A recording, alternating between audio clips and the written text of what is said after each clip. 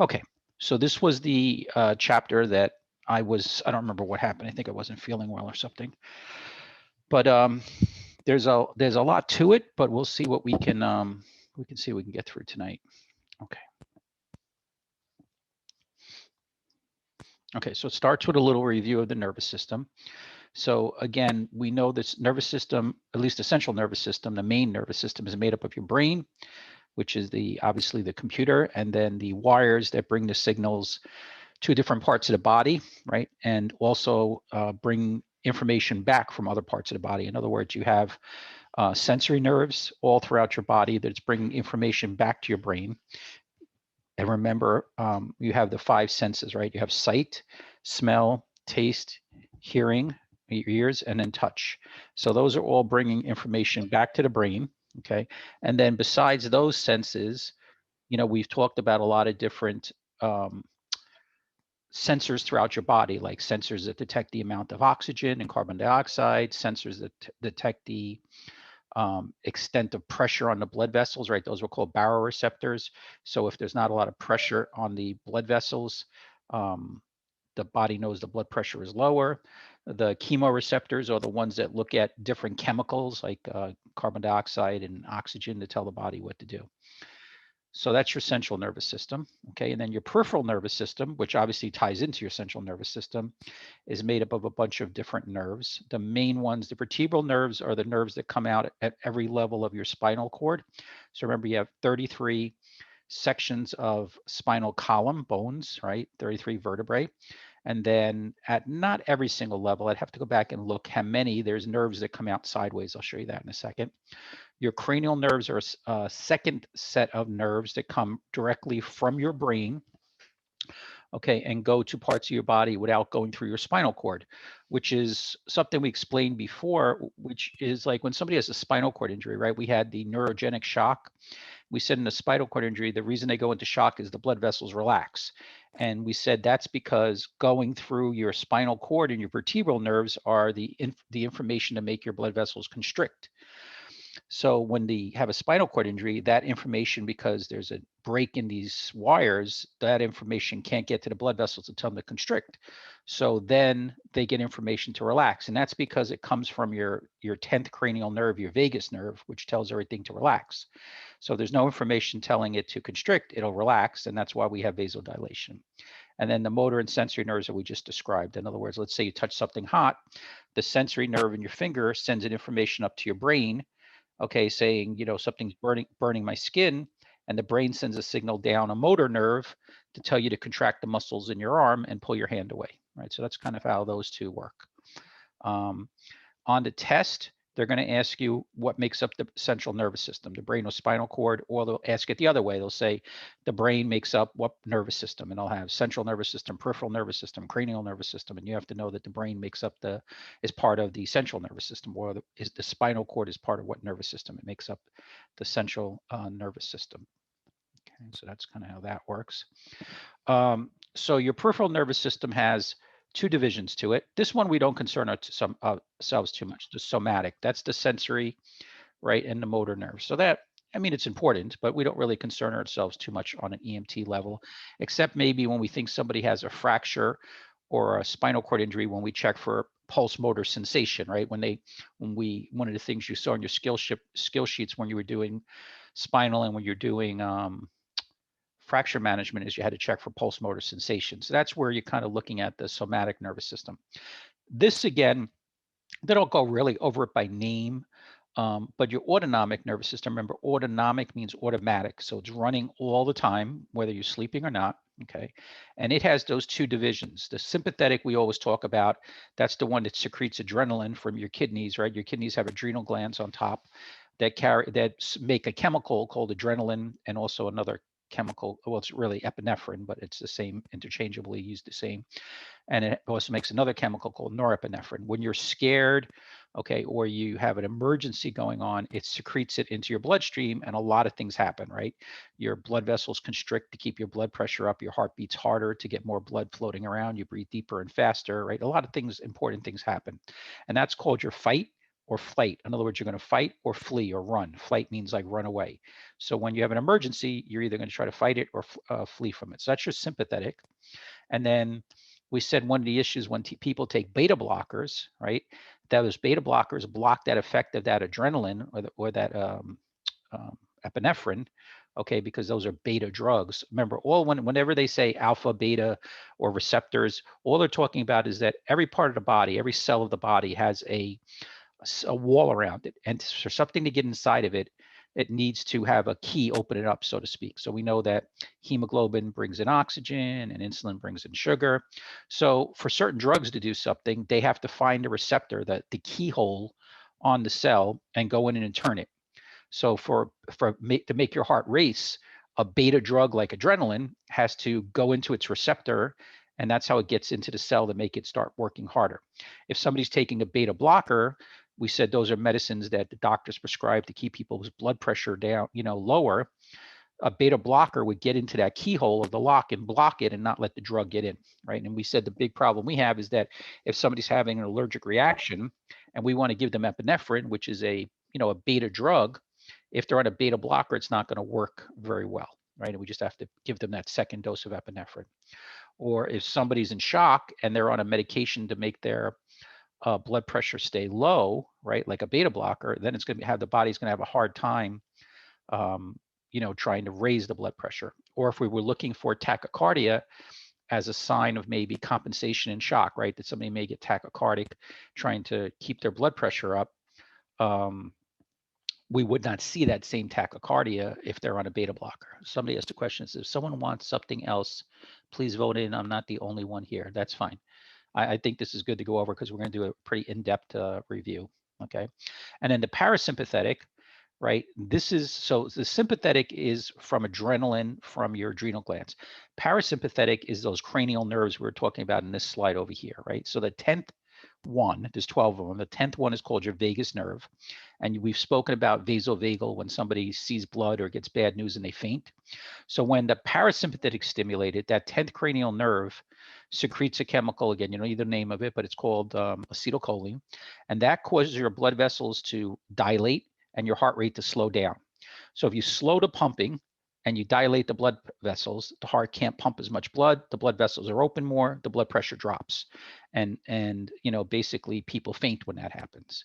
So sympathetic speeds things up, parasympathetic slows things down. Sometimes we do parasympathetic for other things, like when you eat food, your parasympathetic is stimulated to dilate your blood vessels in your stomach and get more blood to your stomach to help with the processing of the food. When you have sex, both of these are activated, parasympathetic and sympathetic. So it really just depends on, what you want to happen is what is secreted. And sometimes they talk about it as a gas and a brake pedal, where like, let's say you had too much sympathetic and your heart's racing because you got scared. Well, you got to slow it down, right? Now, there's no emergency. You got scared, it's over. Your heart's still pounding away, right? So then parasympathetic gets stimulated to start slowing things down. Okay. And again, any questions, just interrupt. So anatomy wise, right, of the head, we know the cranium is the term for the skull, the bones that make up the skull. Facial bones, the only one they ever really ask you facial bones wise on the test is the mandible. That's the lower portion of the jaw. And the reason it's so important is that your tongue is attached to it.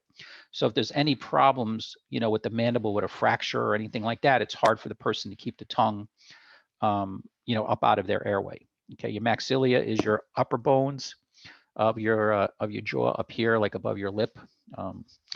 Nasal bones, obviously, okay, zygoma is kind of up in here, cheekbones and stuff, the orbits of the bones around the eyes.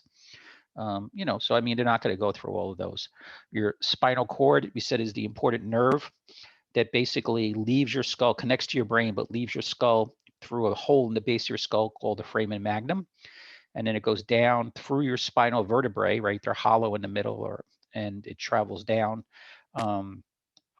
basically down into your lumbar, about, I think, L2 or L3, your lumbar spine.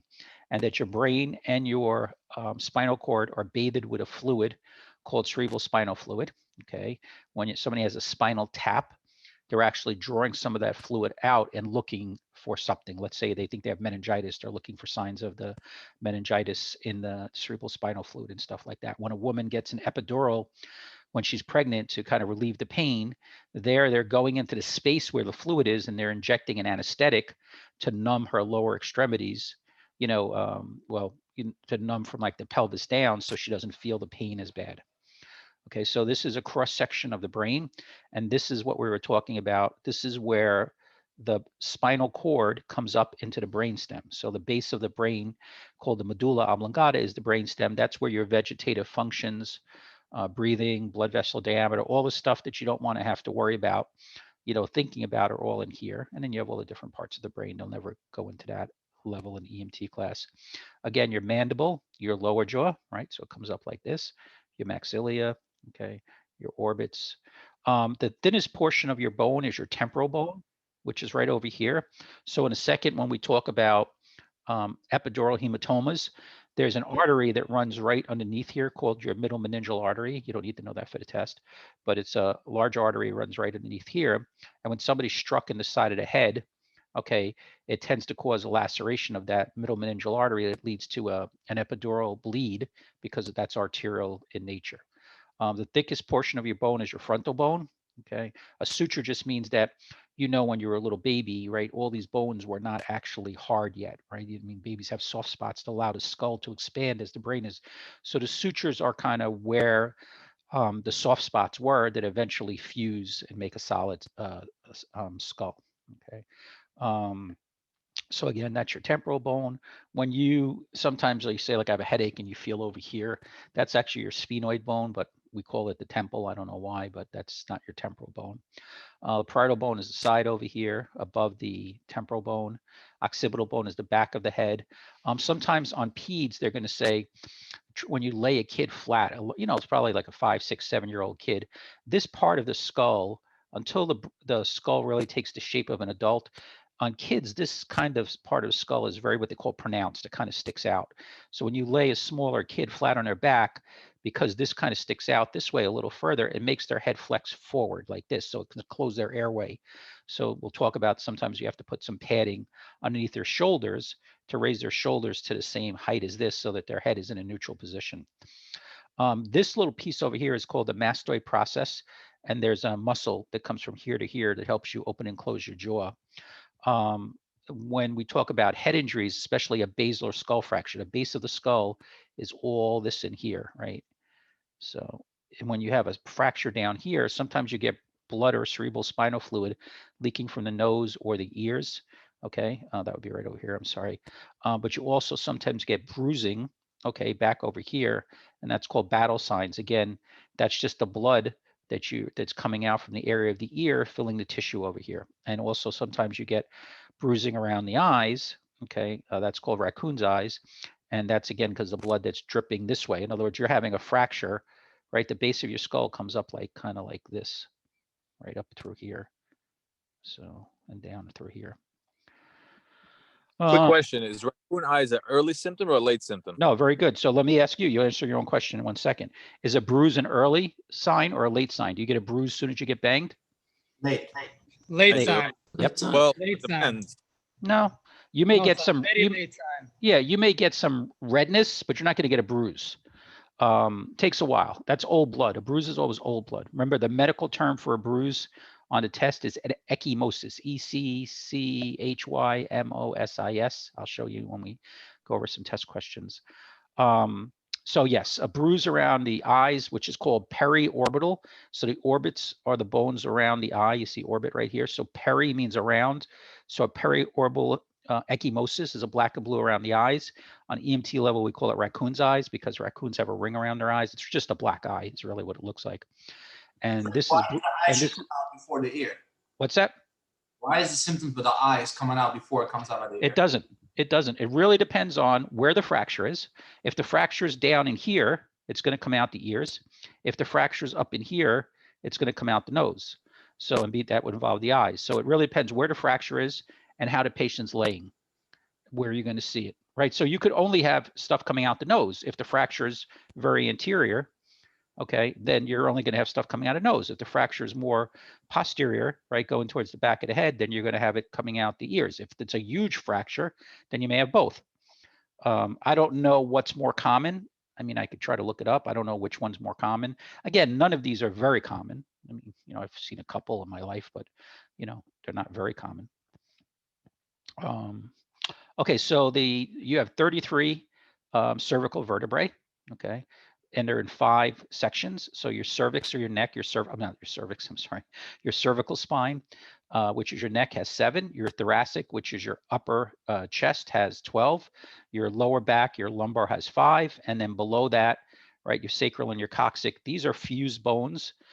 So they look like one each, but they're actually this one has 5 divisions, this one has 4 divisions. So it's 7, 12, 5, 5, 4.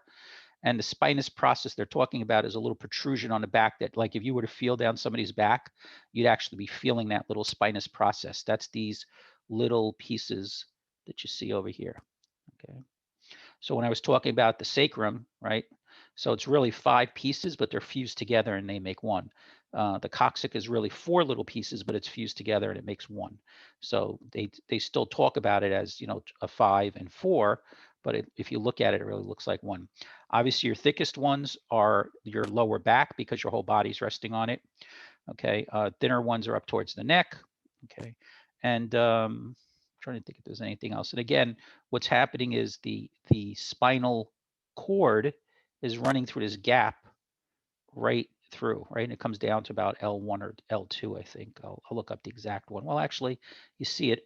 You see these little blue things that are sticking out over here? Okay, those are the actual vertebral nerves that are coming out at each level. So at each level, there's 2 nerves coming out, and those are what are either bringing signals from different parts of the body up to the brain, or taking the signals the brain is sending and bringing it to different parts of the body. So this looks like it's coming down to about L2, right? Because there's 5 in this section, and it looks like it's coming down to L2.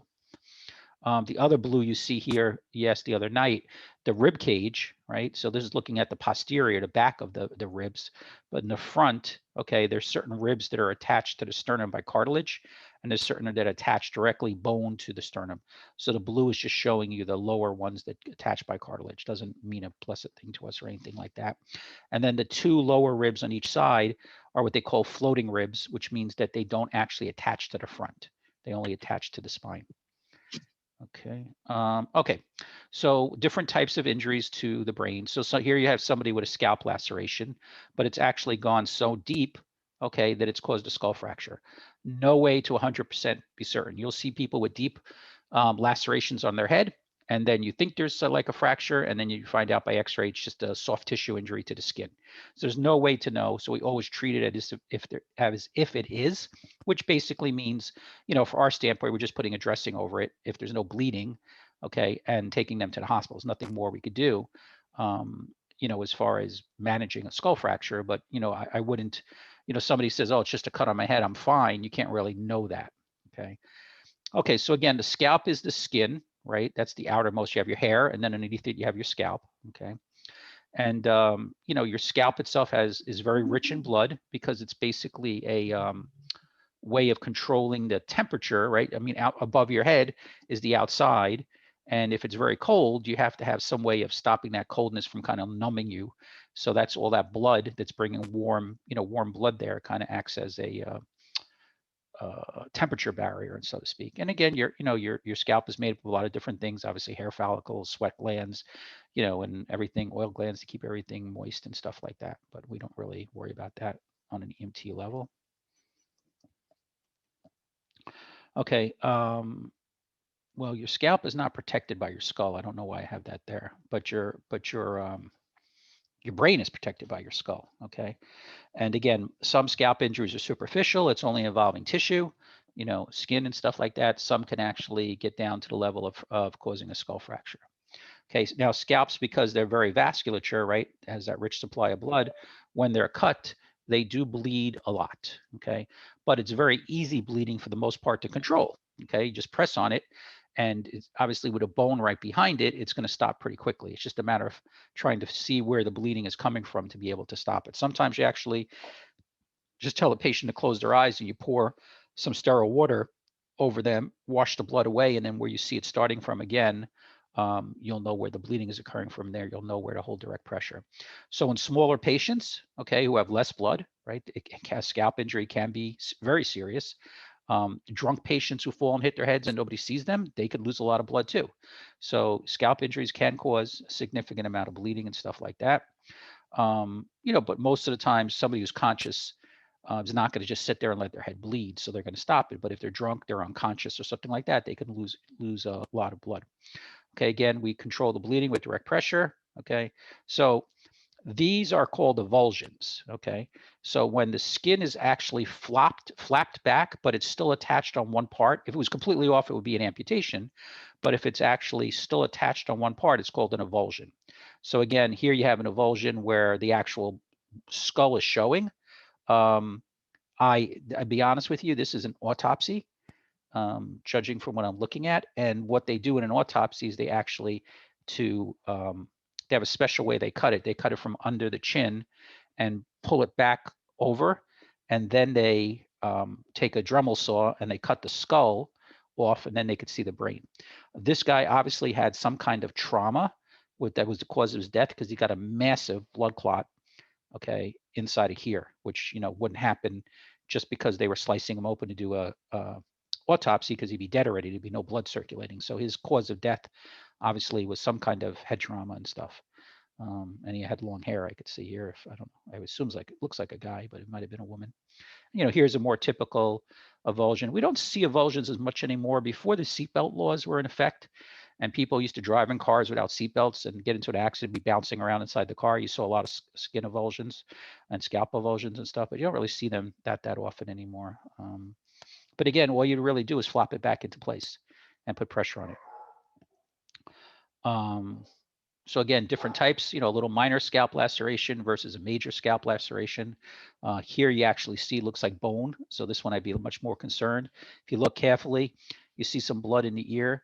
Now, that's always a question. Did the blood come from the ear, or was this the laceration when this guy was standing up that it dripped down in his ear and came out? Okay, so it's a little sometimes hard to know which way it is. Okay, so obviously head injuries, just like any type of trauma, have either blunt or penetrating. So blunt means did not penetrate the skull, could cause a skull fracture, could cause injury inside it, but it didn't actually open the skull where penetrating tends to, right? So a closed injury means the skull's intact, open means it's open. So what's the issue with the skull? Is that it's pretty thick, pretty rigid, okay? These are just sinuses, these holes you see over here. These are the hemispheres of the brain. But basically, the brain is in close contact with the wall of the skull, right? And we know we have some linings that we'll talk about in a second, okay? Here, probably, it looks like there's a tiny little bit of brain shrinkage, just could be because who knows when the picture was taken and stuff like that. But the brain pretty much fills the whole skull. So if there's bleeding inside the cranium, inside the skull, it's going to exert pressure on the brain and start to squeeze it, right? And that's one of the things we talked about. Now there's a certain measurement. So inter means inside. Intracerebral, cerebral is brain, pressure, ICP, is the pressure that exists inside your skull. Okay, so it's I don't know what the number is, say 20 millimeters. When you have pressure now building up because there's bleeding, it increases that pressure, that ICP, and it starts to herniate the brain downward through that hole in the base of the skull. Now this is the top, so we're not seeing it, called the foramen magnum, and it herniates that brain stem that we were looking at, right through the, where was it?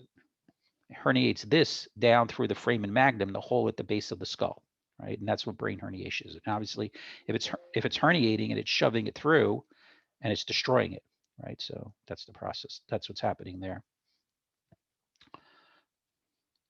Okay, so again, open injuries mean the skull is broken, right, cracked, okay?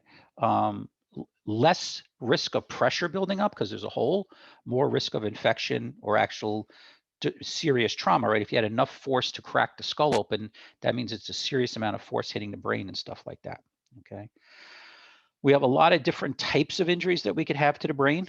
Okay, on the test, to be honest with you, they don't really get into too much specific injuries. We'll see, I guess starting, this week or next week, we'll start going over specific questions again, but there's not a lot of very specific questions on the types of injuries that occur in the brain. But what does appear is either this epidural or subdural. Okay, but we'll go through all of them and just talk about them just in case in real life you have to. Now, this is a specific type of skull fracture called a depressed or commutated skull fracture. You see here depressed. So that looks like, let's say, I don't know, a golf ball hit him in the side of the head or a hammer or something like that. The issue with this is that it could drive fragments of bone right into the patient's brain itself. So now you almost have like shrapnel from a gun going into the brain, right? So, and he also looks like he's got a fracture right along here. These ones where it's like a line, those are called linear. Those are the most common ones. So 80% of skull fractures are linear. And again, the basilar skull would be starting basically from here. It kind of comes like this and right below your nose, right? That's your basilar skull. So this one, it's a little hard to see because, you know, here we're looking on probably an MRI on it, but, you know, we can't see that, right? We can't see through the skin. I mean, sometimes people actually have depressed skull fractures where you could see it's depressed, but the issue here is we don't want to press on it then because we could just drive more of those fragments into the brain itself, okay? So, you know, anytime you have somebody who has a skull fracture, especially a closed skull fracture, you're always worried about the increase in intracranial pressure, right? So, and a TBI means traumatic brain injury. So that's all that means. So it's just a brain injury caused by trauma. On the test, when they ask you a non-traumatic brain injury, that's like a stroke, right? That's a medical problem. But a TBI, traumatic brain injury, is somebody who had an injury to their brain caused by trauma. Okay. Okay, so we talked about skull fractures, right? Again, the one that they ask anything, they ask about a basilar skull fracture, and they usually tie it into using a nasal airway. So nasopharyngeal airway. So we know that if somebody has suspicion of a basilar skull fracture, which would either be blood or cerebral spinal fluid leaking from the ears and nose, or bruising around the eyes or bruising over the mastoid, we cannot insert it because if there's a fracture, there's always a theoretical risk that we're going to insert that nasal airway through the fracture up into the cranium. Again, I've probably never happened, but there's that theoretical risk. So again, discoloration around the eyes, okay, or around the ears. So again, the eyes are raccoon signs. It looks like a bruise. I guess I have a picture coming up in a second. That's a late sign. Bruising around the ears is a late sign. We call that battle signs. And then blood. Most of the times it's blood and cerebral spinal fluid together. So it's like a pinkish looking thing. It's very hard to see. Most of the times you have to look in the ear with the otoscope that the doctors use, you know, when they're looking for like ear infection in a kid and stuff like that. So this is somebody that they moulage, they put makeup on to make it look like they're having a basilar skull fracture. So again, bruising around the eyes and blood leaking from the ears, bruising behind the ear where the mastoid is. So this patient has multiple signs of a, you know, basilar skull fracture. Okay. So again, same thing. They're just showing you where you would see it. Okay. So again, you try to control bleeding from the scalp, but you don't stop bleeding from the nose or the ears, because if there's pressure building up in the skull and you stop the bleeding, there's going to be more pressure inside the skull. So we don't really stop it. We just put a sterile dressing, you know, sterile gauze pad or something like that as a barrier for infection over the ears and the nose. But, you know, it's in all honesty, it's not going to stop infection. They're going to go on antibiotics anyway and stuff like that. But on a test, if they asked you something like that, you would just say a loose sterile dressing over the ears and the nose and stuff like that. Anything inside the skull, we don't remove. Any kind of penetrating object inside the skull, we just stabilize. Usually you have to shorten it and stabilize it, okay? It'd be very rare, okay, to have shock and a head injury because there's not enough space to bleed enough in there, right? So usually if somebody has the signs of a head injury, they have high blood pressure and a slow pulse, the opposite of shock. But if for some reason you see somebody with a head injury and they have no blood pressure, that means they have injuries to other parts of their body, their chest or their abdomen or something like that. So that's why I wrote here, rule out other trauma if they have signs of shock. That's pretty rare, okay? So again, objects in the skull, you have to stabilize. For the most part, you have to shorten them and stuff like that. A lot of times, you know, they may actually enter the skull but not damage the brain because the skull is so thick. So, you know, even though it looks horrible, you could even have a patient, you know, talking to you. There's a famous picture, I'll see when we take a break, if I could call it up, of somebody that was working on a high radio tower, you know, that was 200 feet up in the air, and a wrench fell off. And it actually stuck in his skull, but he was conscious, alert, and oriented and talking with this, huge wrench sticking out of his head because it just kind of got stuck in the bone part and stuff like that. Now, obviously, when people have injuries to their face, okay, their jaw, we said that the tongue is attached to the lower jaw, to the mandible. So there's always issues with airway problems. Oh, I just remembered something too I wanted to point out to you here with this picture.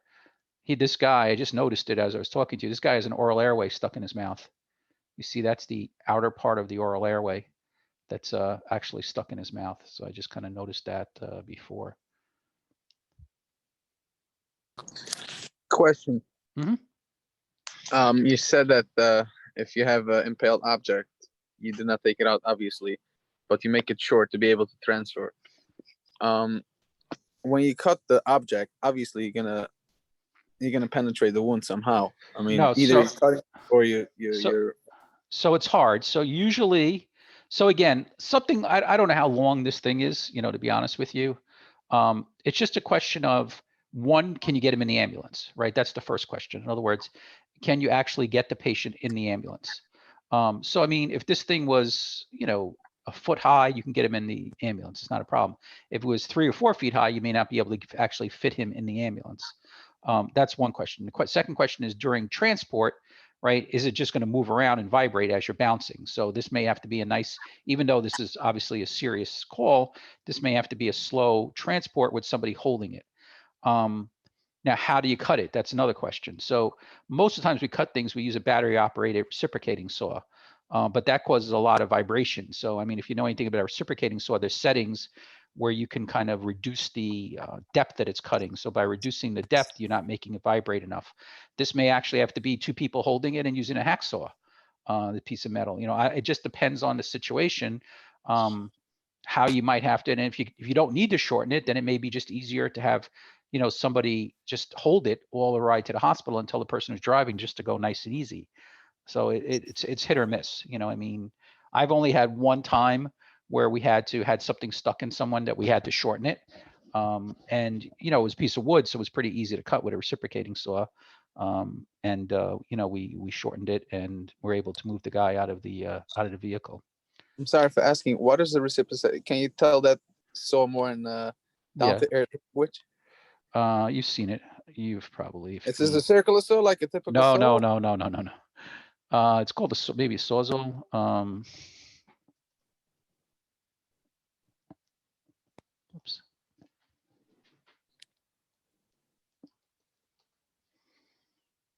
No.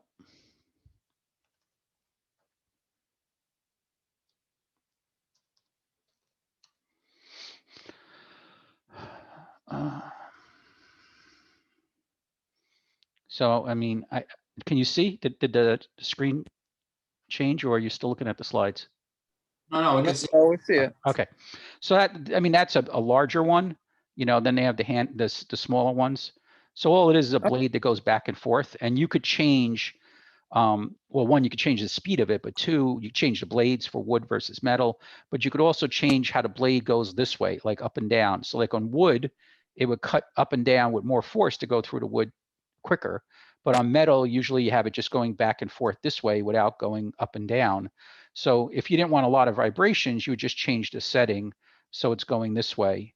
And then it won't vibrate quite as much. And you have somebody hold whatever you're stabilizing, and the person cuts in between to be able to do it. So that's kind of the main thing we use. And if you have to, you just use a hacksaw. Hacksaw is just a handheld saw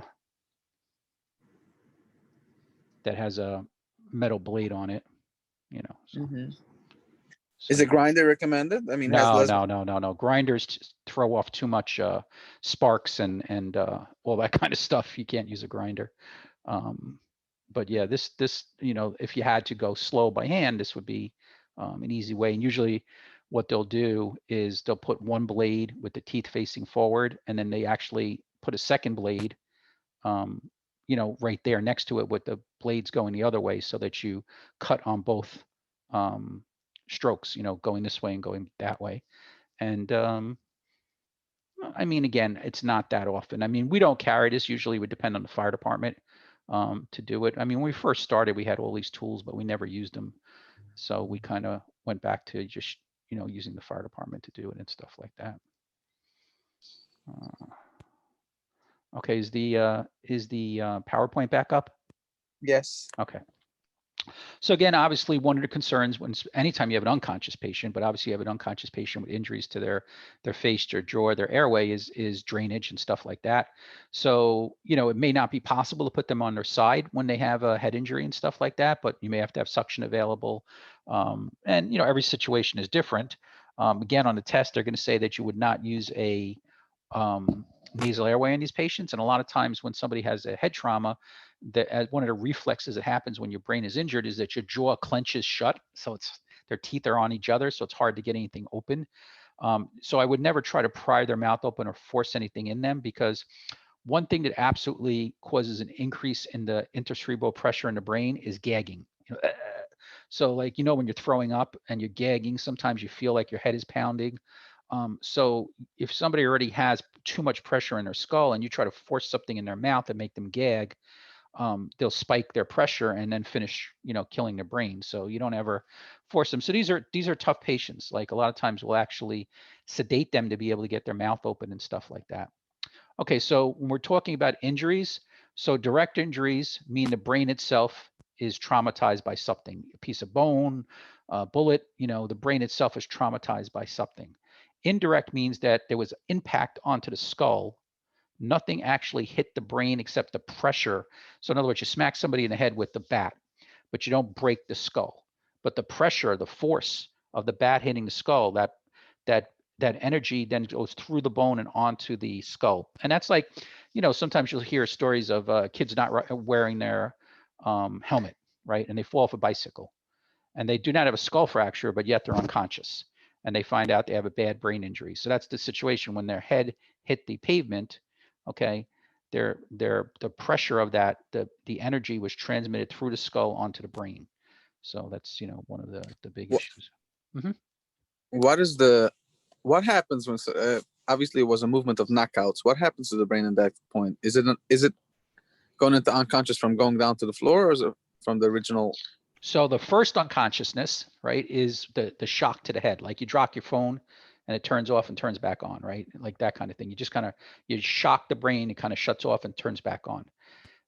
And then hopefully they wake up and they're fine. But when they become unconscious a second time, then there's something else going on. Usually that means there's bleeding inside the skull. So that's why it's one of the classic things we look for is, was somebody knocked out, woke up, and then became unconscious again. So if that happened, then we know it's not just the getting knocked out from the falling or the hitting, it's now a second thing that happened. The first knockout was the injury. The second knockout is that bleeding typically inside the brain. If that second knockout happens very quickly, that means it's arterial because arteries bleed faster, and that we call an epidural. And if it happens slower, that's a subdural. And slower meaning days or weeks, they start having changes in their mental status because a subdural is venous. Okay, so probably the most common injury that we have is concussion. And this is what you were describing, where basically the brain has been temporarily kind of shut off for a second or two because it was banged. And that's what a concussion is. Okay, so that can happen, again, two kids playing around, pushing, you got your kids running through the, running through the house, chasing each other. One pushes the other one into the wall, or, and they bang their head, and they're just temporarily from that bang, they lose consciousness, they wake up. And there's probably no permanent damage, but the risk of a concussion is that probably for the 6 months to the year afterwards, because the brain was slightly traumatized, if it happens again, there's a likelihood that the second time, and then God forbid the third time, that's more in sports, that these repeated traumas to the brain are going to cause lasting injury. So that's right nowadays, like in kids in school and sports and stuff like that. It used to be like when I went to school, played sports, if you had a concussion, you sat out the game, maybe you sat out the next game, but then you were back in. Now, basically the rule is if you have a true concussion, you go to there's sports medicine doctors that kind of specialize in this stuff. If you're diagnosed with a true concussion, you're out for the season, right? You're not just out for a game anymore, because they want to protect those young brains from repeated trauma. You hear of these professional boxers, they typically by age 40, their head is gone. And that's because the repeated punching in the head, over 20, 30 years has just destroyed their brain. So, they have, forgot what the term is, but there's a term for like boxer's brain. Now, the next step up from concussion is a contusion. So you already know all of you have had contusions, but just not on your brain.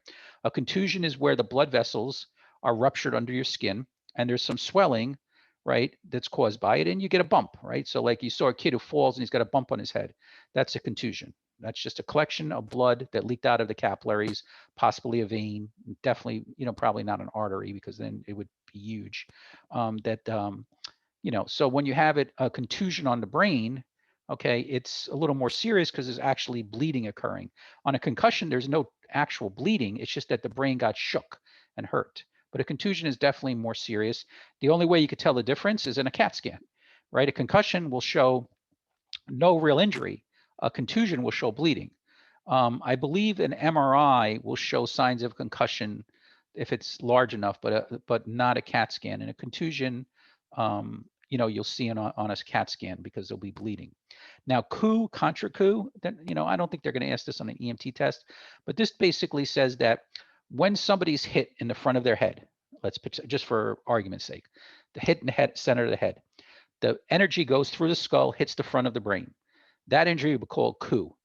Okay, I don't know how it comes up. It's French. Okay, so Coup hit here. The brain then travels and sloshes backwards and hits the back of the skull. That's a Contrecoup injury. So, sometimes when kids fall off a bike, they hit the front of their head. And then they say, well, they have an injury to the front of their skull and the back of their skull. So the front we understand because that's where they hit. But what happened is the brain traveled backwards inside the skull and pressed up, banged up against the back wall, and that's a Contrecoup injury. No way to know. Travels so quick that should cause an injury for the back. The brain can cause that. It can. I mean, it's not the most common thing that happens, but it can. And they're not going to ask you this on the test, Contrecoup injuries or anything like that. And again, there's no way for us to know. This is a CAT scan MRI type of finding. So there's no way for us to really know. Okay. Now we're talking about injuries to the actual brain. So a laceration means there's actually an injury to the brain. So that's devastating, right? In other words, you have a cut into the brain.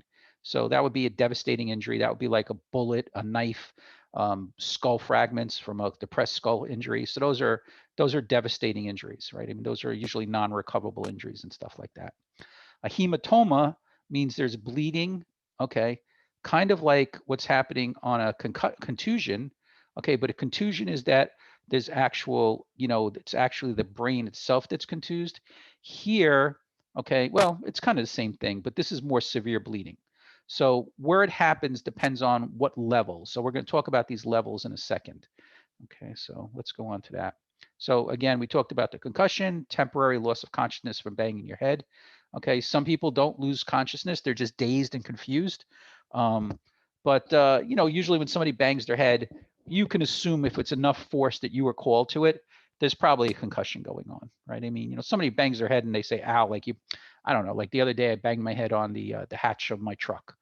I wasn't paying attention. I pressed the button to close it, and then I forgot that I left something in it, and I turned around and walked right into it.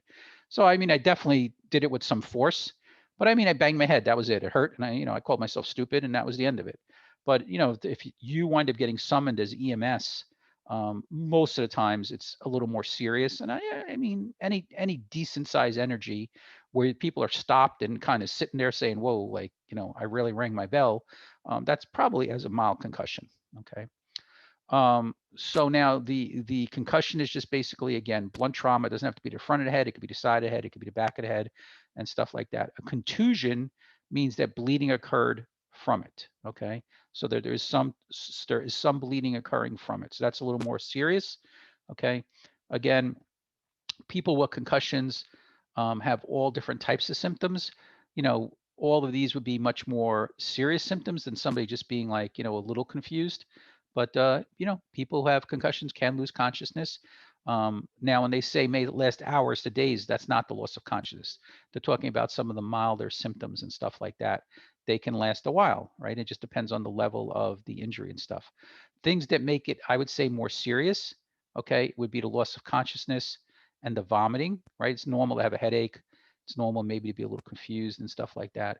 But when somebody is vomiting or a loss of consciousness, that would be obviously a much more serious. And they always talk about a post-concussive syndrome, concussive syndrome. That basically means that these patients have symptoms that continue for a longer period of time, not just the day of the injury and stuff like that. Repetitive questions and statements. So they'll just keep on saying to you, what happened to me? What happened to me? What happened to me? Every minute, they'll just say, what happened to me? Or they'll say, who are you? And you just answered them a minute ago, or they'll say, where's my bicycle? They'll just, or did you call my parents? So when they keep on saying the same thing, it means they didn't remember that they asked it to you a minute or two ago and stuff like that. Okay, again, a contusion is a contusion of the brain, right? So that's a little more serious. And then we talked about the Coup, Contrecoup injuries. So again, struck in the front, that injury would be called Coup. Okay, that's the primary impact. Then the brain slides to the back. And then again, that's just the brain hitting the back. So usually the Coup injury is more serious than the Contrecoup injury. I don't think they're going to ask you that on a test. And again, there's no way in real life that we would even know that, but we just suspect it, right? In other words, if somebody says, well, do I really need to go to the hospital? We always tell them yes, because it could always be something like this, okay? Again, the brain contusion is actual injury to the brain, so that's much more serious than the concussion, okay? And depending on the amount of swelling and bleeding, it can cause an increase in intracranial pressure. So we have some different types of hematomas, right? The subdural, the epidural, the subarachnoid, intracerebral. So right off the bat, intracerebral means that it's the brain itself that's bleeding, the blood vessels that give the brain its blood itself. So that is devastating. That's just like a laceration that's bleeding inside the brain would be a devastating type of injury. Okay. The other ones talk about the different layers of the meninges or the wrapping around the brain. So you have a dura, a pia, and a subarachnoid membrane, right? So you have, or actually it's dura arachnoid and pia, right, as the levels. I think I have it over here. Let's see. Do I have it? No. Well, there's 3 layers, okay, of wrappings over the brain. And they're thin layers. They're just kind of protective layers and stuff like that. But the outermost layer that's over the brain, but sitting under the skull, is called your dura mater. It means for tough mother. Okay, I don't know how they ever thought that, but it's Latin. So again, you have your skin, your skull, and then you have your dura mater. Under your dura mater is 2 more layers, but we don't have to worry about that right now. So bleeding above the dura is called epidural, means above, and bleeding below the dura, which would be right onto the brain, would be called subdural. Okay. Subarachnoid is below another layer that's a little further down, and intracerebral is the brain itself. On the test, they usually ask you these 2 questions. Subdural and epidural, they ask you which is venous, subdural, which is arterial, epidural, which happens fast. Because it's arterial, it's epidural, and so on. We're going to go over all of those. The subarachnoid hemorrhage a lot of times is not traumatic. That is somebody who has a brain aneurysm. Okay, remember we were talking about the other day that people can have weakened blood vessels, typically because the AV malformation, the arteriovenous malformation, where instead of a artery going into capillaries and then going to a vein, the artery and the vein connect directly, and where they connect, because the high pressure of the artery is hitting the weakened blood vessel of the vein, it dilates the vein and causes an aneurysm. So, in the Jewish community, we hear, I don't know, every couple of months, unfortunately, of the woman, okay, had a headache for a couple of days or a couple of weeks, and then all of a sudden had a subarachnoid hemorrhage, right, had a bleed in their brain. I'm sure it's not just a Jewish thing, but again, you only hear really the news spreads like wildfire in the Jewish community and stuff like that. So that's typically a subarachnoid. I think the other day we mentioned the thunderclap headache. So that's the worst headache of someone's life that a lot of times experienced right before it ruptures by people having a subarachnoid hemorrhage. And people having migraines also complain of horrible headaches too. It's just that people with migraines have a history of headaches, where people have a subarachnoid hemorrhage do not typically have a history of headaches and stuff. They could have migraines and have a subarachnoid hemorrhage, just rare, that they have it. If it did, they probably describe it as a different headache than their migraine headache and stuff like that. Okay. Okay, so we're almost ready for a break, but go ahead. Somebody had a question? Yes. Typical sinus infection has something to do with the brain, or is it just medical? No. So your sinuses are air-filled cavities. I think we looked at one over here. let's see, remember we saw one somewhere. So your sinuses are air-filled cavities, okay, throughout your skull, nose, cheeks, and stuff like that. They have to do with the balance and stuff like that, and some of them have certain things that fight infection that come out of them and stuff. So when you have sinusitis, that means you have an infection in your sinus cavity, and then obviously there's pressure because there's things building up inside of it. The infection, the pus, and you get pressure. It's basically that little cavity is filled and it's putting pressure, so you get a terrible headache. It's actually excruciatingly painful if you're flying. Like I would never advise somebody to fly or dive, a scuba dive with any kind of head cold, because it really can be, very debilitating. You barely can't even function, when you have sinusitis and that. So those sinuses are supposed to drain, and sometimes, you get an infection in there and it clogs up the ability to drain. A lot of pressure builds up and stuff like that. So that's all that is. I mean, very rarely, I've never had anybody call the ambulance for it. But yeah, I'm sure other people have. Okay, so let's do two or three more slides and then we'll take a little break. Okay, so again, we said there's different types of bleeding. It just really depends on where it's occurring. So what they're trying to show you here is that this is the dura mater, right? It's coming all the way around the skull. This is a epidural bleed, okay, because it's between the skull and the dura mater. And it's basically so much pressure that it's actually crushing the brain. Now here it's showing it's crushing the brain sideways, but at the same time, since the only hole in the skull is that hole at the base of the brain, it's still pushing, okay, downward also, even though the picture makes it look like it. And on the CAT scan, you could see that it's basically, this is the midline of your brain. You could see that it's kind of pushing it over.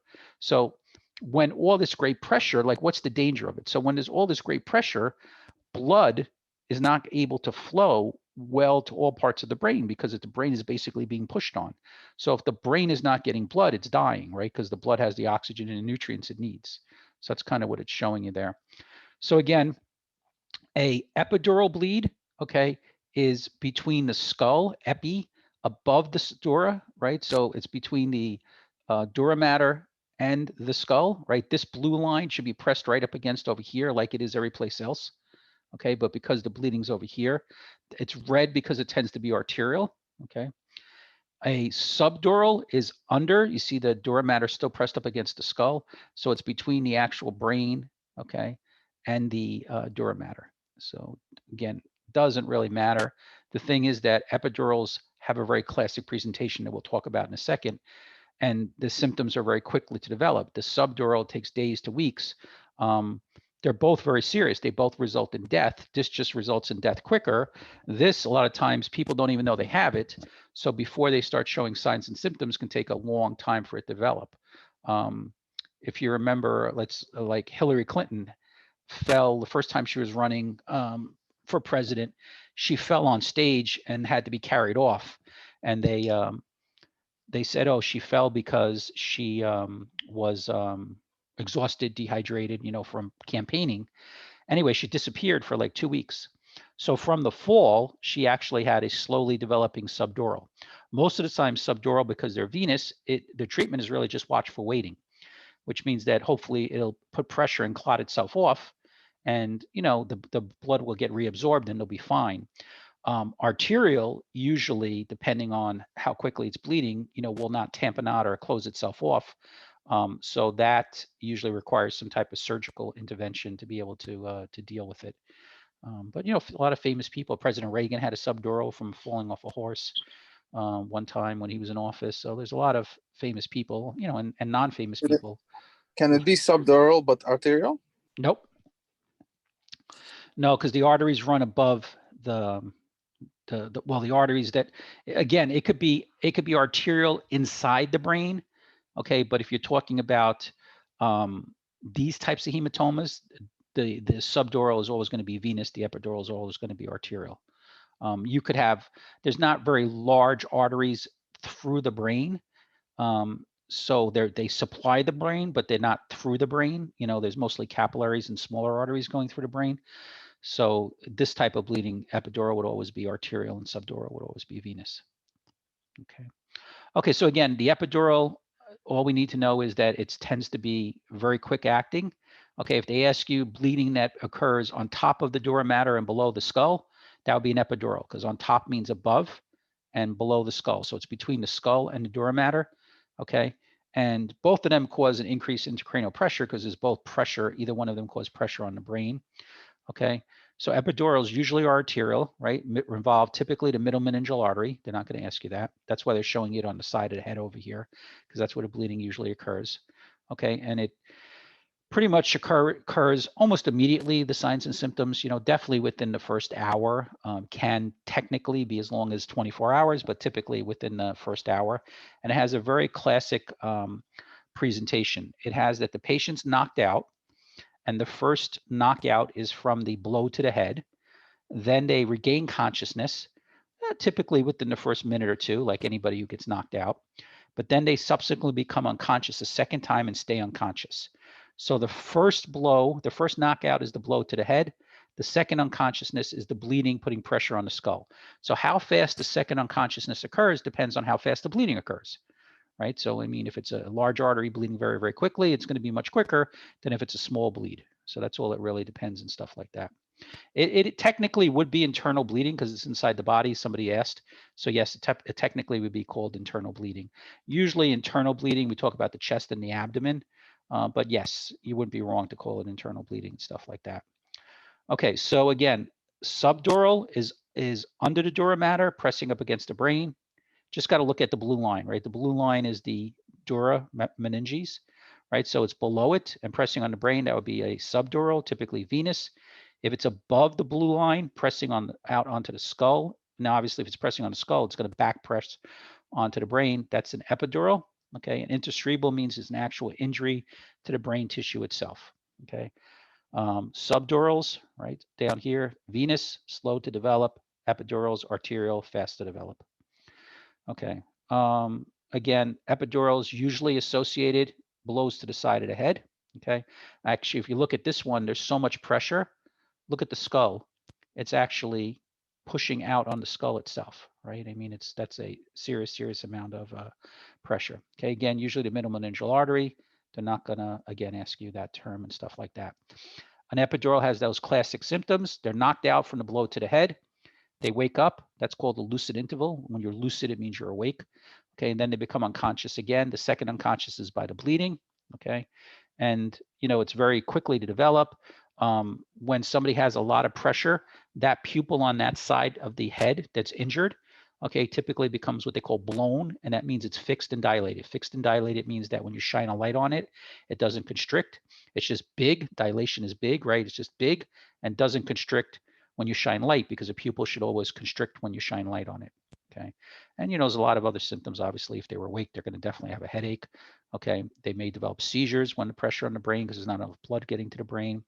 They can have weakness on one side of the body. Typically, paralysis or weakness on one side. That's typically opposite the side of the injury. So the pupil gets injured on the side of the brain that's injured, and the deficit as far as the movement or sensation to the extremities is always on the opposite side.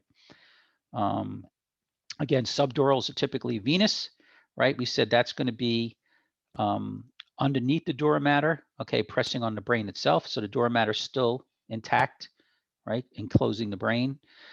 That usually takes a long time. There is one type of acute subdural, not the most common, that typically happens within minutes to hours. Most of them take days to weeks to develop.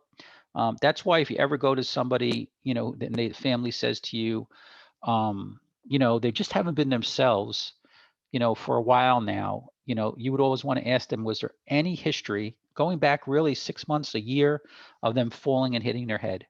Because sometimes it takes months to develop and people kind of forget that somebody fell and hit their head. So it could be that they have a very slow developing subdural, and that's what's giving them symptoms now 6 months after they fell and hit their head. Now, obviously, if they're on blood thinners, okay, if it's an epidural, it's going to happen much quicker. If it's a subdural, they're going to have that acute one that happens, very quickly, versus having the more delayed one that's typical of the subdural and stuff like that. And then subdurals a lot of times are, injuries to brain tissue itself. In other words, one of those, cerebral contusions that we were talking about. Again, can develop for most of the times days to weeks afterwards and stuff like that. Basically, it can develop into the same signs and symptoms of an epidural, just more slow to develop and stuff like that. Okay. The subarachnoid hemorrhage, okay, again, can be medical or can be traumatic. It depends. A lot of times it can just be medical, where it's just an aneurysm that develops and stuff like that. Again, if they tell you the worst headache of their lives, the lights bothering their eyes, so they're sitting in the room with the lights closed, they feel nauseous, they feel like they're going to vomit. Those are all signs of a subarachnoid hemorrhage. Here it's between the arachnoid membrane, which is under the dura mater, and the pia mater, which is right on top of the brain. Not a big deal to know that. But again, subarachnoid means it's below the arachnoid membrane. Just another, these are the other two meninges that coat the brain and stuff like that. And then intracerebral means that there's actual trauma to the brain itself, right? So they're all serious, but the other ones, there's stuff that could be done for them. When it's actual trauma to the brain itself, there's not much that could be done, because if the brain is destroyed, you can't fix a brain, right? Or anything like that. A cerebral laceration can lead to an intracerebral hematoma. It's just that the actual brain itself has been lacerated or cut. Again, it could be from blunt trauma with all the force. It could be from penetrating trauma. It could be from depressed skull fracture with pieces of bone going into it. So there's a lot of different reasons why it can happen and stuff like that. So it really pretty much destroys the brain. So there's not a lot you could do for those people and stuff like that. Primary brain injury means the brain itself is traumatized, cut, damaged, so there's not a lot you can do. Secondary means there's pressure. So a lot of times that's, if you can relieve the pressure, they do better, right? But what happens when they have this pressure? So again, that should really be hypertension, not hypotension, right? They get hypertension in the brain, which makes it harder for blood to flow and stuff like that. Okay. Hypoxia to the brain itself, because there can't be enough blood flow. And also, if it interferes with the parts of the brain that control bleeding, the patient themselves could be hypoxic. And then if the patient themselves are hypoxic, then obviously the brain is hypoxic. Cerebral edema, again, means the swelling that's causing the increased intracranial pressure that leads to the brain herniation. Glasgow Coma Scale, okay, is a tool we use to assess somebody's mental status. Okay, so you have two basic ways: APU, alert, verbal, painful, unresponsive, but a more specific way is the Glasgow Coma Scale.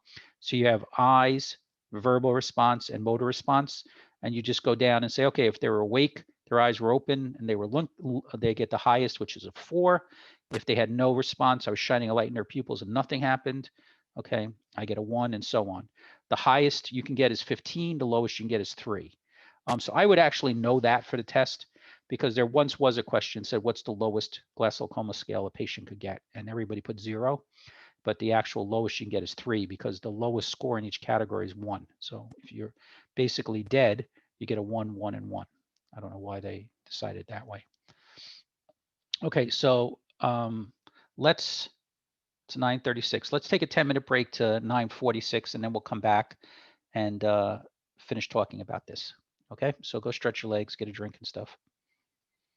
And we're only on slide 55 of 183. So we'll see if we can get through it tonight.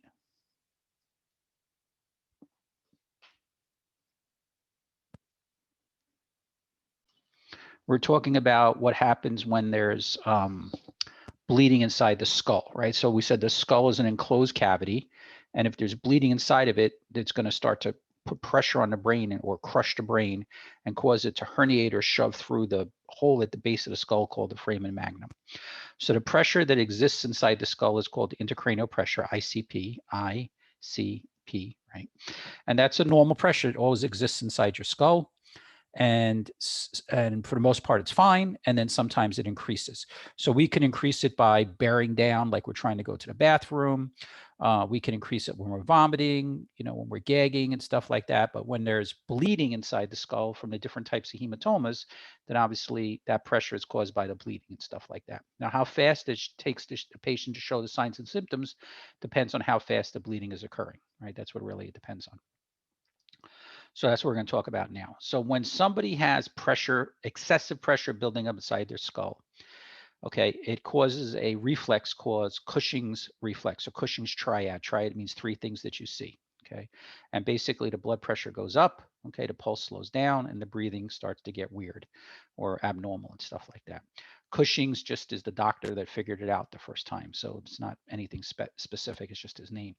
Okay, now obviously if there's pressure inside the brain, it's pushing on the brain, we're going to have altered mental status. And then on the side that the bleeding is occurring, there's going to be a change in the pupils. The worst effect would be that it gets fixed and dilated, where it means that it's big, the pupil, because the pupil controls the amount of light getting into the eye.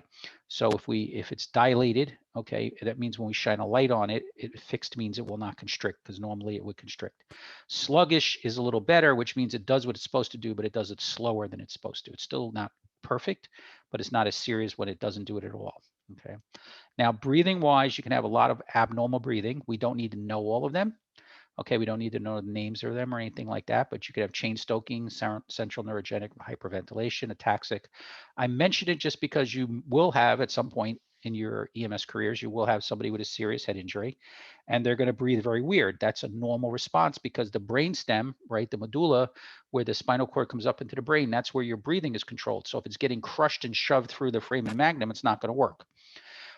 So they're either going to be breathing very fast or very irregular, okay, or they'll even stop breathing and then start breathing and stop breathing and start breathing. So those are all different abnormal types of breathing that you could see. Decorticate and decerebrate posturing is one of the worst signs that you could see in someone who has a head injury, which means that all of a sudden, typically in response to us doing something like taking a blood pressure or trying to wake them up with a sternal rub or something, you know, we stimulate their brain a little bit. Okay, now we find them unconscious, flat on the ground, not moving. And then we do something, and then all of a sudden their arms come up and start to curl up towards their chest, like you see up here, and their feet flex down. That we don't typically notice, but we see this. So their arms were alongside them, and now all of a sudden they curl up like this. That's called decorticate posturing, okay? That means there is definitely brain swelling going on, okay? The next step would be that they go outward and downward, okay? And that means there's more pressure building up. So this is better than this. And then the last stage when the brain is totally dead is they become totally flaccid or nothing. They just lay there, okay, with no response. And that means their brain is totally cooked. There's nothing left. Okay, so, and you may see that. You could even see that in somebody who's had a stroke that's caused by an aneurysm, right? A wet stroke versus a dry stroke. So the stroke caused by a clot doesn't typically cause this because there's no pressure, but the stroke caused by bleeding and aneurysm can cause the same pressure to build up inside the skull, just like head trauma can. So you could have all the signs of head trauma in a wet stroke without actually having any trauma. It's just that the blood vessel bursts inside the brain and the same thing occurs. You have bleeding inside the cranium. Okay, so intracranial pressure is the pressure that exists inside the skull. We all have a certain intracranial pressure right now. And if it goes upwards, it gets harder for the brain to function because the brain is being crushed. Okay, and when that happens, there's not enough blood getting through the brain. If there's not enough blood getting through the brain becomes hypoxic and fails, just like any organ. You know, if it's not getting enough oxygen and sugar will fail. So that's basically what happens when you get swelling inside your skull. Okay. Now, again, if the ICP rises to dangerous levels, what will happen is that your medulla, your brainstem, okay, will start to herniate down into where the spinal cord should be. Okay, so again, you have bleeding that starts to occur. It puts pressure and the brain starts to shove through. The part of the brain that's right where this hole is, the foramen magnum, okay, is your brainstem. So it should be up into your skull. It shouldn't be down into your spinal cavity. So that's what brain herniation. When it's down in here, it's getting crushed. It's not working. And that's why we see all the problems with breathing and stuff like that. So what I did over here is I broke down all the abnormal things you see and why they happen. Never going to be on the state exam, way too high of a level, but just to explain it. Okay, so why do you see unequal pupils? Well, you have two nerves called your ocular motor nerves. They're cranial nerves, okay? And they control the size of your pupils, okay? So one goes to your right eye, one goes to your left eye. If there's pressure on that nerve, it's not going to work. So what happens is your pupil just gets dilated, Okay, so that's why you see unequal pupils. Now, since the bleeding only occurs on one side, only one nerve is pushed on, so only one pupil becomes dilated. And that's typically the pupil, not typically, it is the pupil on the side of the injury because that's where the pressure is, right? So that's the oculomotor nerve. The bradycardia is caused, again, a different cranial nerve, your vagus nerve. You hear me? Yep. You can see different sides in pupils not only when injured with trauma, only also with medical like overdose and so. Usually, if with the exception of pressure, whatever one pupil does, the other pupil does, right? So in other words, if you're moving one eye, okay, both eyes are moving. If you're shining, if you could do it to your kids, like just tell your kids you want to look at their eyes. Shine a light in their right eye, but be looking at their left eye. Their right eye is going to constrict because you shine a light in it, but at the same time, their left eye is going to constrict. Okay, so both eyes do the same thing. You know, what one eye does, the other eye does, except if there's pressure on one of those nerves, right? That's the only time you're going to see it. It is possible, like for like non-emergent things like cataracts, like people can only have a cataract in one eye and stuff like that. But emergent trauma type things, it's usually, you know, what one eye does, the other one does too. Okay, so bradycardia is pressure on the 10th cranial nerve, the vagus nerve. That's the parasympathetic nervous system, right? The slowing part of the autonomic nervous system. Abnormal respiratory breathing, right? The chain stoking and the ataxic breathing we just looked at. That's pressure on the brainstem and the medulla. Okay, and the hypertension comes, right? In Cushing's triad, we said there's bradycardia, hypertension, and breathing problems. The hypertension comes because as the brain's being squeezed on, right, it's not getting enough blood through the brain itself. So it knows that, and it asks the body to send more blood up there, even though it's not what really should be good for it. And that's where the high blood pressure comes. It's the body trying to send more blood up to the brain. So these are all the kind of things you see. Okay. Again, the Cushing's triad, Cushing's reflex, Cushing's phenomenon, every book calls it a different way, is the bradycardia, the hypertension, okay, and then the abnormal ventilatory patterns. In other words, they're not breathing normally. Opposite of shock, right? In shock, you have tachycardia, hypotension. So in this one, it's the opposite. So again, on the test, if they say to you vital signs in a closed head injury with rising intracranial pressure would be, they're going to be the opposite of shock. They're going to be bradycardia and high blood pressure, not low blood pressure and tachycardia like we see in shock. The abnormal posturing, it starts with decorticate, where it goes towards the center of the body, decorticate towards the core of the body, the center of the body, right? The core of the apple is the center of the apple that you cut out, right? So decorticate is the center of the body, okay? Decerebrate means it goes away. And then the worst one is flaccid, where they just become limp again, right? They just, no movement, that's it. It means their brain is cooked, it's fried. Okay, in the eyes, they can get blurred vision, double vision. One of the common things is photophobia, which means that they want to be in like a darkened room. The light is very painful for their eyes. That's also common in people who have migraines. It's also common if people have very, very dangerously high blood pressures from a medical reason. It's called hypertensive crisis. They also, the light, you know, bothers their eyes and stuff like that. So that's always usually some problem with the brain, not necessarily a problem with the eyes, but it's the light shining on their eyes that causes the pain. Their When pupils you transfer them, you turn the light off in the back of the ambulance? usually will dim them. You can't turn them off because you can't see what you're doing, but you'd be amazed of how many different settings there are. Well, first of all, you'd be amazed of how many different lights there are in the back of the ambulance. I mean, literally, it could look like, you know, 12 o'clock in the afternoon sunlight back there if you turn them all on. Yes, you can basically, like, you could leave the only light on is the one under the cabinets. So it's not even shining anywhere near the patient, and then you could dim them. I mean, these newer, fancier ambulances, it's just amazing. You know, it's like all LED lighting, and you could do anything in the world you want with them and stuff. So yes, you can definitely adjust the lighting and stuff like that. But I wouldn't make it dark because then you can't see what's going on yourself. Okay, somebody wrote oleo in a stroke. Dove, what were you asking me? It's also in a stroke. You're gonna be sensitive to lighting, right? Usually with a stroke, they're not, unless it's the bleeding type of stroke. Okay, or their blood pressures are very, very high. Actually, most patients in a stroke, if they're awake, are just kind of looking around because like their brain is actually still somewhat working, most of it. It's just they can't usually talk and verbalize to you and stuff. So it really depends on how severe the stroke is, how long it's been going on, and stuff. Sometimes, you know, you'll get people that are actually looking at you and they just can't talk and they can't move one side of their body. You know, other times you'll get people that are totally unconscious. It really depends on what type of stroke, what part of the brain is involved, how long it's been going on. So it's kind of hard to say. But the stroke that has the same signs and symptoms of the head trauma we're talking about today is always going to be the bleeding stroke, right? The wet stroke, the hemorrhagic stroke, not the dry stroke, the ischemic stroke, the embolic stroke. You know, they call it, unfortunately, many different words. Okay. Thank you. You're welcome. Okay, so what do we do for somebody who has closed head trauma? So again, they may have problems keeping their airway open, but we have to be cautious because we don't want to stick anything in their mouth that's going to make them gag, because that will increase their intracranial pressure. We don't want to stick a nasal airway in them if we suspect a basilar skull fracture. So it's a lot of times very difficult to control their airway and actually to ventilate them and stuff like that. So it's really kind of hard. This would be a situation where if you suspect somebody has not only a head injury, but possibly has a spinal injury, you wouldn't want to do the head tilt chin lift, right? You want to do the jaw thrust, or we call it the modified jaw thrust, to open their airway, where instead of tilting their head, we just kind of push up on their jaw and try to push their jaw towards the ceiling because their tongue is attached to their lower jaw, their mandible. Okay, suctioning again, but gently, right? We don't want to cause them to gag. We don't want to stick that suction catheter so far back that it would cause them to gag or anything like that.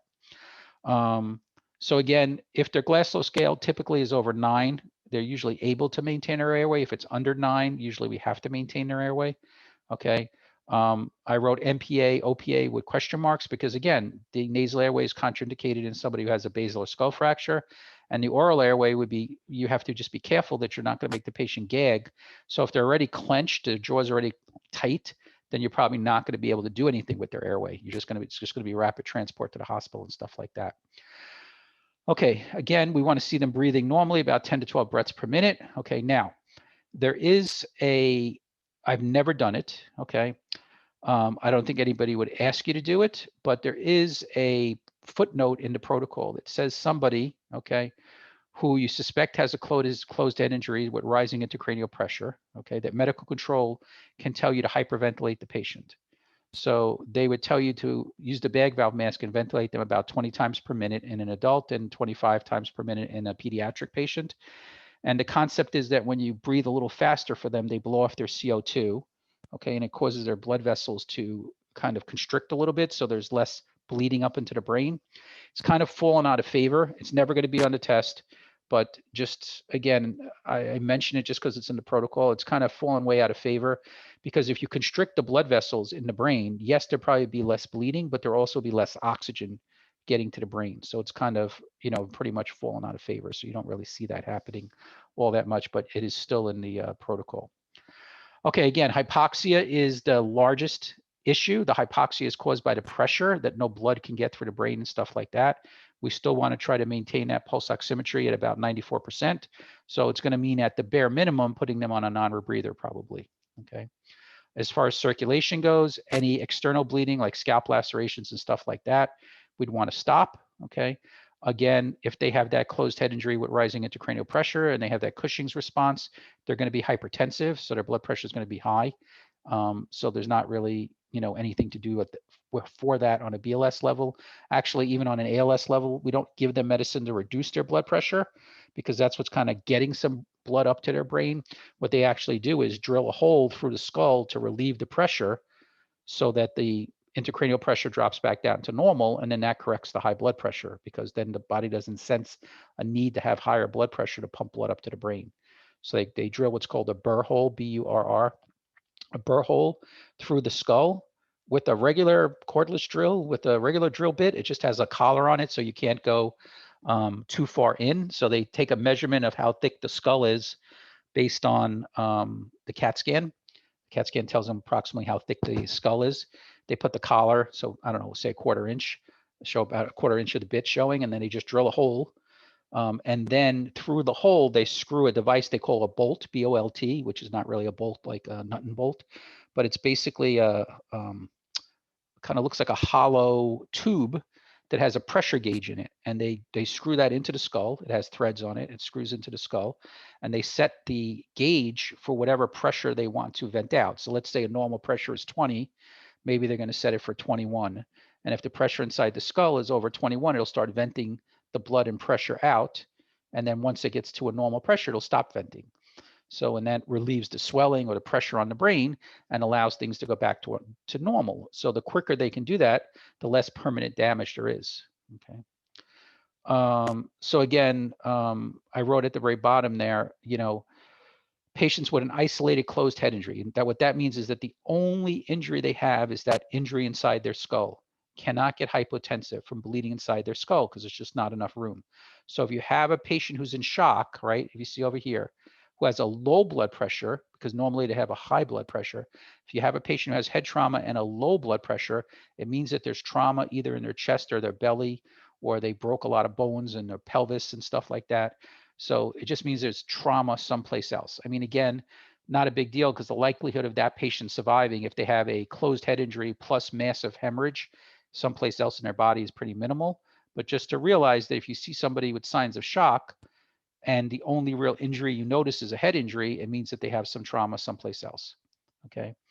Again, if you suspect there's a spinal injury, remember right now we're talking brain, we're not talking spine, but if you suspect there's a spinal injury, then you have to do what's called spinal motion restriction, which we'll talk about the next class. Okay. And if not, if you have a patient with closed head trauma, the best position would be what we call semi-Fowler's, which means that they're not sitting straight up on the stretcher, but they're kind of slightly tilted backwards. The normal position you see people on stretchers, right? The position you would be like if you were on a recliner, you know, at a, I don't know, out in your backyard, that's the normal position you would be because that allows a little less pressure to get up to your head because you're kind of sitting up versus laying down. So that's what we do. But again, if you think there's an injury or you have to work on them, maintain their airway, then they're going to have to be supine. Okay, now on the test, they ask a question about, you know, they'll say somebody has, it's a medical patient who has all the signs and symptoms of, you know, having a brain injury. What do you call it? And it's called a non-traumatic brain injury, which means it's still a brain injury, but there's no trauma causing it. So that's the state exam way of saying a stroke, right? Because a stroke is a brain injury, but there's no trauma involved. So it's either a blood clot that's developed in one of the arteries, the cerebral arteries in the brain. So that we would call it ischemic, a dry stroke or an embolic stroke, or it'd be a wet stroke, which is a aneurysm that's ruptured, and that would be a hemorrhagic or wet stroke. Okay, so that's what they're saying here. Okay, again, the only one that kind of presents like head trauma is the wet stroke, right? Because that's bleeding inside the skull. The dry stroke, yes, you could have, you know, inability to speak. Yes, you could have paralysis on one side of the body, but you don't typically have the breathing problems. You don't typically have the pupillary problems. You definitely don't have the decorticate posturing. That's all, again, if there's pressure inside the skull. So that would only be with a wet stroke that has significant bleeding and stuff like that. Okay, so we'll do a little bit of a review and then we'll see if anybody has any questions. Okay, so I wrote if a patient with an isolated closed head injury, okay, hypotension, low blood pressure should not develop just from blood loss in the skull, right? So if you have a closed head injury patient who has a low blood pressure, that means there's bleeding someplace else. So it could either be the chest, the belly, or the pelvis. Okay, so just on the test, they say to you, you know, you have a patient with an obvious head trauma who's got a blood pressure 90/60. Okay, you know, what should you suspect? The answer would be that you suspect that there's bleeding someplace else in the body because you can't bleed enough in your skull to drop your blood pressure, right? There's just not enough room to lose enough blood where you're going to drop your blood pressure. Okay, so patients with head injuries, we usually, especially if it's traumatic, like blunt trauma and stuff like that, we usually would suspect, okay, that there's a C-spine injury. So since we can't 100% rule it out because we don't have a X-ray and CAT scan machine, we'll usually do some type of spinal precautions. In other words, we'll usually keep their head steady, put a collar on them and stuff like that. Okay, so I'm not going to get into this because this is probably, let's see, where are we? We're at 71 slides and we got 183 to go. So we got a hell of a lot more slides to go. Did David get through all this when he did it? Hello, guys. Did David get through all? Yes, he did it most. Okay, so that was he probably. But it was done in a half an hour. Oh my God. Okay. Okay. Well, I talk a lot more than he does. So. Talk Yiddish, so we understand better. Oh, okay. I'm sorry. Yeah, that is true. Okay. Do you have any questions on what we went over tonight, or do you have any questions on anything that you want to ask tonight? I have one question. When can we do that again? Do what again? Like you're doing right now, going over. You're doing Review a fantastic class. job. Oh, review class. When can we do it again? What's today? Today's the 2nd.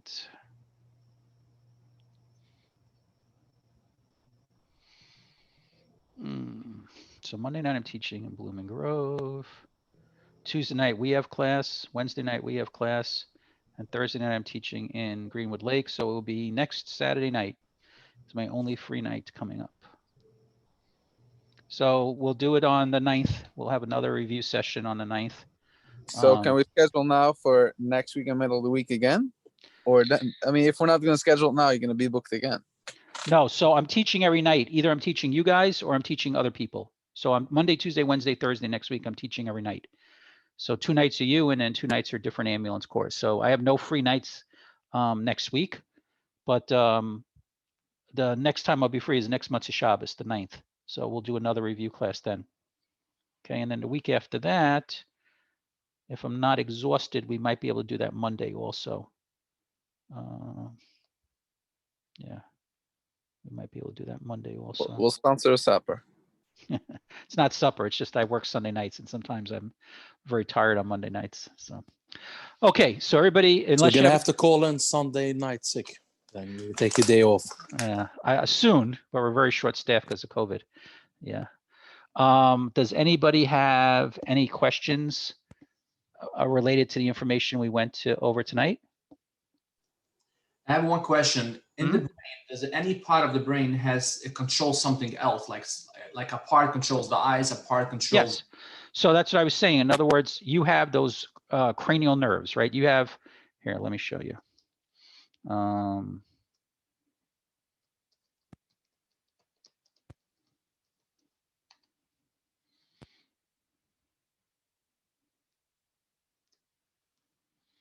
Okay.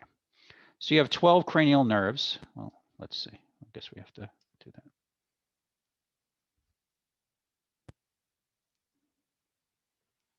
So you have these 12 cranial nerves, right? They're kind of all over here. So each one of them comes from the brain and goes to different parts of the body and does stuff. So like your olfactory nerve is for smell, okay? Your optic nerve. So like somebody could have a stroke and the only symptom they could have is they can't smell anymore. It's not the most common stroke, but somebody could have that, right? So that's why I'm asking. When someone has a slight stroke and affected the vision, let's say not the vision, the peripheral vision, how's that work? Why is that? Because it's probably affecting one of the nerves that has to do with vision. So here you see you have your optic nerve. So it just depends on where the clot is and what blood supply is being interrupted. So in other words, if it's the blood supply to your optic nerve, you're going to have problems with vision. If it's the blood supply to your olfactory nerve, you're going to have problems with smelling. Yeah, so why is it only the peripheral vision, not the vision? That's my question. Oh, because it just depends on what's knocked out. In other words, so let's see. So peripheral vision, I would assume, is your optic nerve. So the extra nerve for the peripheral vision, the extra nerve for the regular vision? No, it's just probably that's where the problem is. I mean, let's see. So here, your trochlear nerve is the muscle that's responsible for downward, outward, and inward eye movement. So that may be peripheral vision. Mm-hmm. I'd have to look it up. So here, we could do it this way. No, I'm asking because I have a family member has it. I want to know what was affected. That she had a slight stroke when she was in cardiac arrest, and it affected the peripheral vision. Well, so she probably didn't have a stroke. What happened when she was in cardiac arrest is that the brain was not getting Enough oxygen. Exactly. And that a certain part of their brain, obviously the part that controlled peripheral movement was Didn't have oxygen. yeah. So it's an optic nerve. It's definitely the optic nerve. Here they're saying from glaucoma, but let's see. Eye strokes, occlusions that block normal blood flow to the eye's internal structures, including the optic nerve, can lead to peripheral loss. Let's see. Well, this one doesn't tell you which specific one. Let's see. Stroke affects peripheral vision. Involves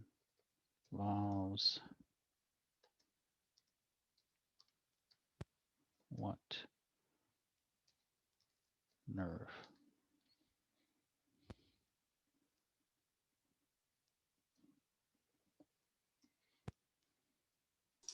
Frank, can we have Google open while we have a test? I don't know. I don't know which specific. Okay, loss of peripheral vision after a stroke. Let's see. Most of the time, loss of peripheral vision for the visual field cut. You can see one side, both eyes.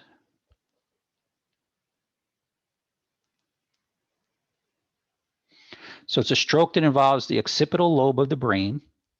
Okay, so that's the back part of the brain, and that's the one that usually causes it. So, yeah, so she probably had decreased blood flow, unless they actually saw a clot. You know, maybe they did a CAT scan, they actually saw a clot. For some reason she threw a clot, you know, during her code. I don't know why, but I mean, it could be just because the blood wasn't flowing well in the heart and some of the blood coagulated and she threw a clot and it went to the back. So it's the back part of her brain was the part that was involved. So that's why she has peripheral, but there's a lot of, I mean, there's a lot of other reasons why people can lose their peripheral vision, not just a stroke. I mean, there's, a ton of different reasons why. It's not common, but it's not an uncommon visual problem to you know, have a decreased peripheral vision. You know, you could have your retina, tear your retina and stuff like that. So there's a lot of different things that can cause it. Even it says here glaucoma, right? So there's a lot of different things that can cause it. Okay, does anybody have any other questions or anything else they want to go over? Okay. Okay, so what time is it? Do you have any idea regarding the test or not yet? What do you mean, any idea regarding the test? Or are we going to the test center? Yeah, oh yeah, there's no in-person test. I mean, there's no in-classroom testing because of COVID. So what's going to happen is you're going to have to call, it's a company called PIS or PSI. I don't know what it stands for, but anyway, I believe the way it's done right now is you actually do it from your own computer, that you don't actually go to a testing center, but I'll have to look that up. But they have all kinds of software like, so first of all, you're going to have a computer. I believe you have to have a computer that has a webcam because they want to be looking at you while you take your exam. And then what they do is they lock down your browser so that the only window you have open is the window to the test. So you can't open additional windows. You know, I mean, they obviously have all this technology to try to prevent you from cheating and stuff like that. I have a laptop next to me. I listen, I have not taken a test with this company. I don't know, but you know, obviously if they catch you cheating, they're just going to shut your exam off and then you're done, you know? So I don't know. I don't know anything about it. I could ask some people I know who have taken the exam recently what it was like, but you know, I don't know anything about it. Like up until COVID, it was you know, they sent a person to the classroom, you were all in the same classroom, and it was a written exam that you filled in on you know, an answer sheet. Since COVID, you know, they were going to do it this way anyway, this just accelerated it. They were planning on going away from the written exam and stuff like that, but you know, because of COVID, it just accelerated it. So if we're waiting another 3 months and COVID will be gone, then we're good. no, they're not going back to paper. They're never going back to paper again.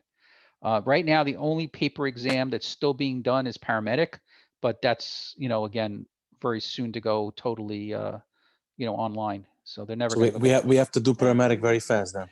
So, well, the reason they're doing it is it's cheaper, believe it or not. It's cheaper to have it online than it is to have a paper exam. Is So it hotter now? Is it hotter if it's online? no, it's not. It's the questions, the exact same questions that you would have taken if it was paper. The It's problem just- is you don't have Frank to cheat. Well, we're being recorded, so we don't cheat. But the issue is that you know, you're well, one, you're by yourself, so you don't have, you know, your friends around.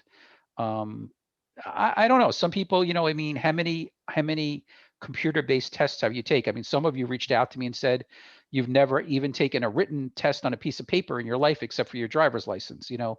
So, you know, some of you said that, you know, obviously in yeshiva, you're not taking, I guess, a lot of exams and stuff like that, or if they are, they're verbal exams. So, you know, I'm not interested to know it, so I don't care about yeshiva. Yeshiva, whatever I did. Like I had no interest to know what I'm doing. Right.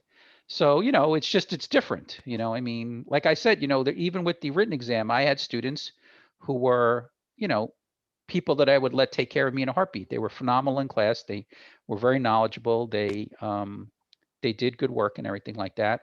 But when it came to the state exam, they didn't understand the English part of it. In other words, what they were asking. And also they got very nervous.